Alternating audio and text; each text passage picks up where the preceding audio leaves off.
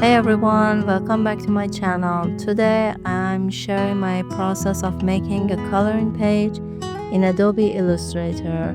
This is part of a series I'm doing on creating a full coloring book. If you missed the first video, I'll link it up top and also in the description so you can check it out. So let's get started. First, I place my rough sketch which I drew on paper. You can go to File, Place, and select your sketch file. Then I lower the opacity and lock that layer so I don't accidentally move it while I work. After that, I start tracing with a pencil tool.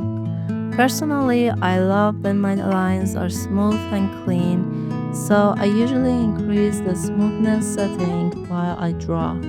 When I trace, I let my lines overlap and cross each other, because later I can clean everything up with the Shape Builder tool.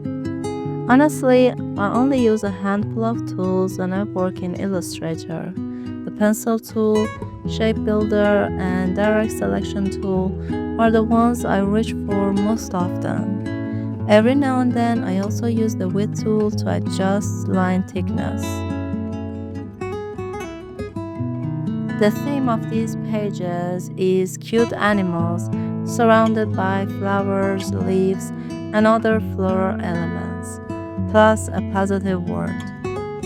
For this page, I decided to draw a cat since I have two cats of my own. I really love combining animals with uplifting words. It makes the pages not just fun to color, but also a little inspiring. One of the reasons I love making coloring pages is that it feels so relaxing. I don't have to worry about choosing colors or palettes. It's just about creating a fun composition. For someone like me who can stress over every tiny detail, it's a very nice creative break. I've also been thinking about starting a website for my art business where I could share these pages as free digital downloads. If that's something you'd like, let me know in the comments, and I love your feedback. Now, one of the challenges I face with coloring pages is figuring out the right level of detail. I don't want the pages to feel overwhelming, but I also want to make sure they're interesting and fun to color.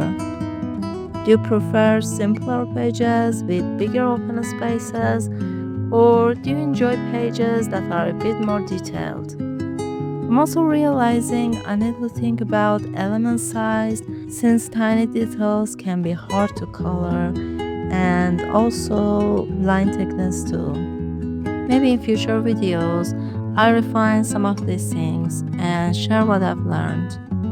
If you have experience making coloring pages, or if you just love coloring, I'd really appreciate any feedback you can give me. That's all from me for now. Watch till the end to see the finished page come together. If you like these kinds of contents, like and subscribe so you won't miss the next videos. Thank you so much.